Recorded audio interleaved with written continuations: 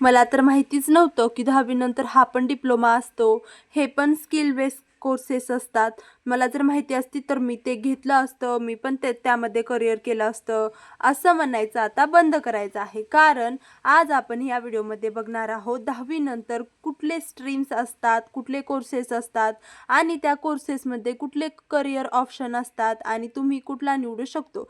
तुम्ही एक लक्षात ठेवायचं आहे की मला तुमची मैत्रीण मानायचं आहे, तुमची बेस्ट फ्रेंड मानायचं आहे आणि कुठलाही तुमच्या मनात कुठलाही डाऊट येत असेल, काहीही तुम्हाला भीती वाटत असेल 10वी नंतर मी हे घेतलं तर मला होईल का?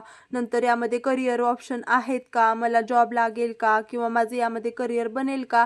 असे सर्व प्रश्न मला कमेंटमध्ये विचारायचे आहेत. मी तुम्हाला आज या व्हिडिओमध्ये तेच सांगणार आहे की कुठले कोर्सेस असतात, कुठले स्ट्रीम्स असतात आणि त्यामध्ये कुठले करिअर ऑप्शन असतात आणि तुमच्यासाठी कुठलं ऑप्शन बेस्ट असेल. सर्वात पहिली गोष्ट की तुम्ही तुमचं स्ट्रीम किंवा कुठला डिप्लोमा वगैरे 10वी नंतर कुठलंही करिअर ऑप्शन तुम्ही निवडाल, ते तुम्ही कुठल्या बेसिसवर निवडायचं नाही, हे तुम्हाला मी अगोदर वॉर्निंग देते. की तुमच्या मित्राने समजा की सायन्स घेतले, तर तुम्ही पण हे सायन्सच घ्याल की तुम्हाला सोबत होईल मित्रासोबत कॉलेजला जाणं, हे चुकीचं आहे. कारण तुमच्या मित्राची नॉलेज म्हणा किंवा बुद्धी म्हणा वेगळी आहे आणि तुमची वेगळी आहे. त्यामुळे तुम्हाला तुमची स्ट्रीम तुमच्या स्वतःच्या नॉलेजवरती निवडायची आहे. म्हणजे तुम्हाला काय जमतं, कुठल्या गोष्टीत इंटरेस्ट आहे त्यावरती तुम्ही ते निवडायचं आहे. दुसरी गोष्ट, तुम्हाला 90% आहेत किंवा 95% आहेत म्हणून तुम्ही सायन्स घ्यावं असं तुम्हाला तुमच्या आजूभोवतालची माणसं किंवा तुमचे पॅरेंट्स असं तुम्हाला सजेस्ट करतील की बाबा तुम्ही 10th जास्त मार्क घेतले तर तुम्ही सायन्सच घ्या, असं काही नसतं. सायन्स घेणं हे मस्ट आहे का? नाही. सायन्स सोडून पण दुसरी कोर्सेस आहेत ज्यामध्ये तुम्ही तुमचं करिअर खूपच चांगल्या पद्धतीमध्ये बनवू शकता. तर बघा, आणखीन एक गोष्ट सांगते इथं तुम्हाला की कमीपणा वाटून किंवा जे सोशलमध्ये आपल्या आजूबाजूला राहत असतात त्यांना भिवून किंवा आता आर्ट घेणं हे थोडंसं मुलांना वाटतं की कमी मार्क्स असणारे वगैरे मुलं आर्ट घेतात. तसं काही नसतं. आर्टमध्ये सुद्धा खूप सारे करिअर ऑप्शन असतात, खूप साऱ्या मोठ्या पोस्ट असतात, जॉब असतं, खूप सारे ऑप्शन असतात आर्टमध्ये आणि तुम्हाला जर इंटरेस्ट असेल त्यामध्ये तर तुम्ही तेच घ्यायचं आहे. कोणालाही न घाबरता तुम्हाला जे आवडतं, ज्यामध्ये इंटरेस्ट आहे तेच तुम्ही निवडायचं आहे. कारण तुमचं करिअर आहे, तुम्हाला तुमची लाईफ इथून पुढे यावरतीच ठरणार आहे. आणि इतकं पण सिरियस घ्यायचं नाही, कारण चुकीची स्ट्रीम निवडली म्हणजे तुमचं करिअर होणार नाही वगैरे असं काही नसतं. चुकीची स्ट्रीम निवडून सुद्धा नंतर करिअर बनवणारे सुद्धा खूप सारे आपल्याकडे एक्झाम्पल्स आहेत. तर आणि आणि तुम्हाला 12वी नंतर सुद्धा तुमची स्ट्रीम चेंज करता येते. परंतु आता होता होईल तेवढं तुम्ही बरोबर स्ट्रीम निवडली की तुम्हाला ते सोपं जातं. म्हणजे पाया मजबूत असला की बिल्डिंग कशी मजबूत बनते, त्याच प्रकारे हे असतं. 11वी-12वीमध्ये तुम्ही जर चांगल्या प्रकारे तुमच्या आवडीनुसार तुम्ही तुमची स्ट्रीम निवडली तर तुमचं पुढचं करिअर जे आहे ते सोप्यामध्ये जाणार आहे. तुम्हाला जास्त त्रास काही कुठला होणार नाही. तर चला आपण सुरुवात करूया सायन्सपासून. तर पहा, तुम्हाला जर विज्ञानामध्ये, सायन्समध्ये, मॅथमध्ये इंटरेस्ट असेल, तुम्हाला चांगलं जमत असेल तर तुम्ही सायन्स घेऊ शकता. सायन्समध्ये कुठले सब्जेक्ट असतात? फिजिक्स असतं, केमिस्ट्री असतं, मॅथ्स किंवा बायो या दोन्हीपैकी एक ऑप्शनल असतं. तुम्हाला मॅथ्स येत असेल मॅथ घ्या, बायो येत असेल बायोलॉजी येत असेल बायोलॉजी घ्या.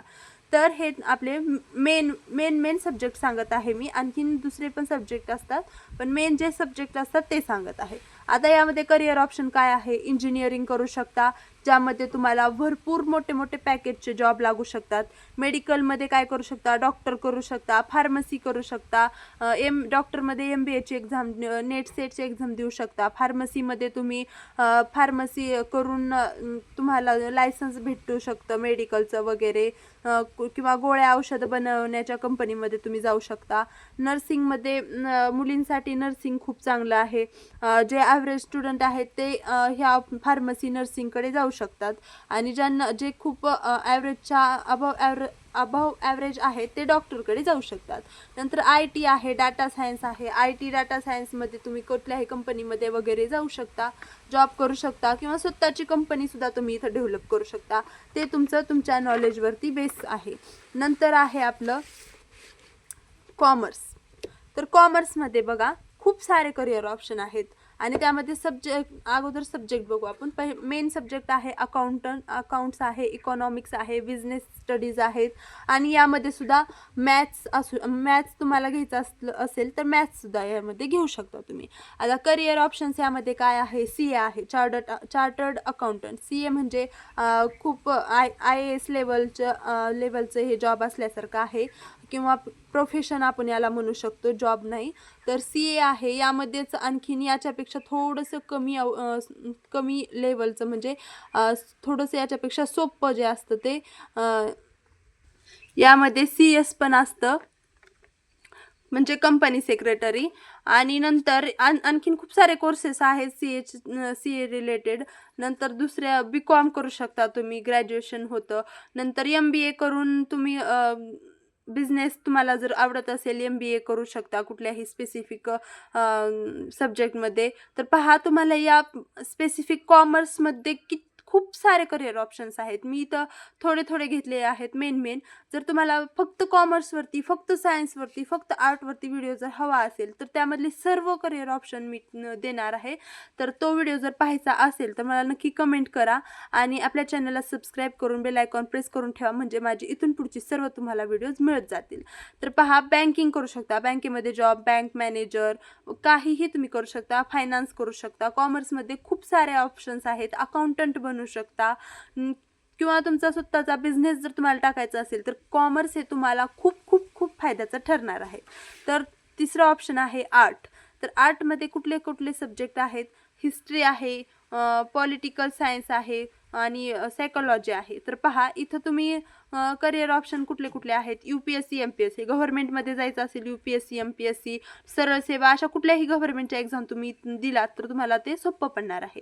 आणि दुसरं आहे लॉ आहे, जर्नलिझम आहे, म्हणजे पत्रकार तुम्ही बनू शकता, सोशल वर्कर बनू शकता आणि सायकोलॉजिस्ट बनू शकता. इथं खूप सारे ऑप्शन आहेत. आपण इथं लिमिटेड ऑप्शन घेतलेले आहेत.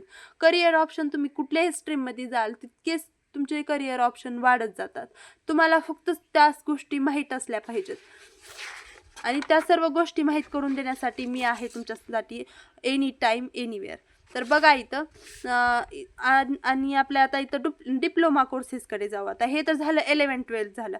यामध्ये आपल्याला या तिन्ही स्ट्रीममध्ये किती वर्ष लागणार आहेत, 2-2 वर्ष आणि ग्रॅज्युएशन करायला आणखीन 3 वर्ष, म्हणजे असे 5 वर्ष आपल्याला इथं लागणार आहेत. आणि 12वी नंतर आणखीन तुम्हाला इथं करिअर ऑप्शन याच्यात पण मिळू शकतात. जर तुम्हाला ग्रॅज्युएशन करायचं नसेल तर सायन्स घेतलं 11वी-12वी करावी लागेल, कॉमर्स घेतलं 11वी-12वी 2 वर्ष असतं, आर्ट घेतलं 2 वर्ष असतं. आता इथं डिप्लोमा 3 वर्षाचा असतो.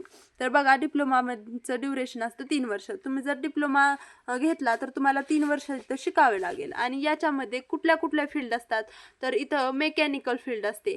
तुम्हाला मेकॅनिकलमध्ये डिप्लोमा करायचा असेल, सिव्हिल म्हणजे बांधकाम वगैरे करतं त्यामध्ये डिप्लोमा करायचा असेल करू शकता, कम्प्युटर इंजिनिअरिंग, या 3 स्ट्रीम असतात तिथं. या तिन्हीमध्ये तुम्ही डिप्लोमा करू शकता.